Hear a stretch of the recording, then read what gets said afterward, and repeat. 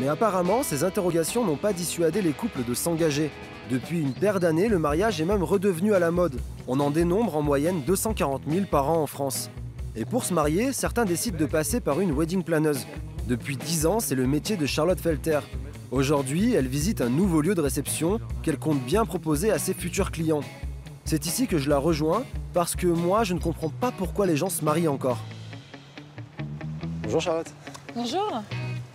C'est quoi un wedding planner? C'est quoi votre rôle et qu'est-ce que les futurs mariés vous demandent en fait? Alors, notre rôle de wedding planner, en fait, c'est d'organiser le mariage, d'organiser leur réception, leur célébration, voilà. Et les mariés viennent nous voir, les futurs mariés viennent nous voir, parce que soit ils n'ont pas le temps, soit pas l'envie, soit n'y connaissent rien, et donc veulent faire appel à un prestataire extérieur pour coordonner, gérer l'organisation, accompagner et les conseiller au mieux. Allons voir à l'intérieur, c'est quoi ça? Pas de problème.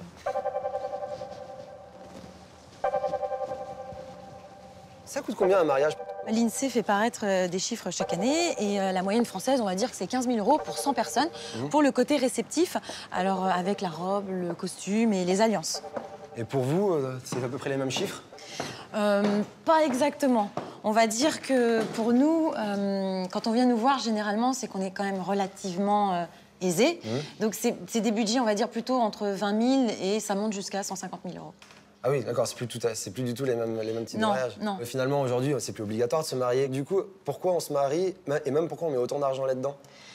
Alors, moi, je pense que pourquoi le mariage reste quand même une institution il y a 3 raisons.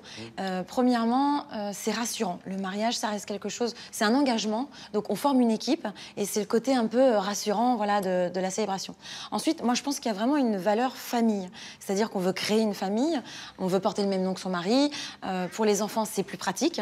Donc, c'est intéressant aussi à ce niveau-là. Et je pense, la 3e raison, c'est pour faire une grosse fête. C'est inviter les copains, faire une énorme célébration, s'amuser et en profiter. Voilà, et vivre son jour J. Donc c'est pas tout à fait le mariage de mes parents ou de mes grands-parents, quoi. Vos parents, si vous leur posez la question, est-ce qu'ils ont profité de leur mariage? Il y a de fortes chances qu'ils vous répondent non, parce que c'est leurs parents en fait qui l'ont organisé. Nous, les mariés viennent nous voir, ils ont la trentaine, parce qu'aujourd'hui l'âge moyen du mariage c'est 30 ans pour les filles, 32 ans pour les garçons. Donc ils viennent nous voir, ils sont plus âgés, ont plus de maturité, et donc c'est eux qui organisent le mariage en fait. Les parents se retrouvent à être invités. En sortant de cette maison, je lui ai expliqué que je ne voulais pas me marier. Alors Charlotte m'a amené dans une boutique de costumes. Elle veut me montrer que le mariage revêt encore une place symbolique forte qui passe aussi par les vêtements. Donc là, voilà, typiquement. Ouais, ça c'est... Mais voilà, parce que c'est vraiment le gilet, moi, qui me... J'ai l'impression que dès que tu mets un gilet, t'es marié, en fait. C'est un style, c'est un style. Après, il y a différentes possibilités de costumes, de vestes. Elle est peut-être là l'évolution. Je ne pensais pas que les mecs aussi se prenaient autant la tête pour s'habiller pour le grand jour. Et là, l'élément en plus à chaque fois. Voilà. Bon, ça, c'est pas du tout obligatoire. Hein. C'est comme la lavalière, on aime ou on n'aime pas. Okay. Voilà. Après, une lavalière ou une cravate ou un nœud papillon, c'est vrai que ça fait un peu partie de la panoplie de la tenue du marié. J'ai l'impression qu'à chaque fois, la robe est plus importante que le costume et qu'on met tout le temps beaucoup plus d'argent et d'importance à la robe. C'est un peu injuste au final. Même, Eh ben oui, mais parce qu'il y en a beaucoup pour la mariée. Effectivement, c'est vrai que la robe, c'est une institution comme le mariage, parce que toutes les petites filles se rêvent de voir en robe.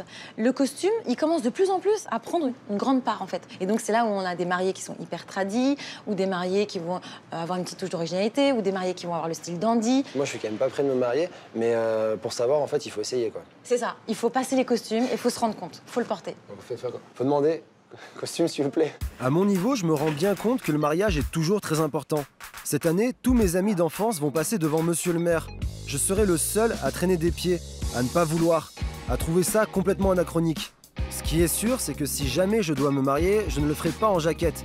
À la limite, en smoking, pourquoi pas. Mais il n'empêche, a-t-on vraiment besoin de se marier pour être rassuré dans son couple? Moi, je n'ai pas de fierté particulière à donner mon nom à quelqu'un d'autre, et je ne pense pas avoir besoin de ce type de cérémonie pour faire la fête. Après, je dois bien reconnaître que le mariage, comme les tenues, évolue.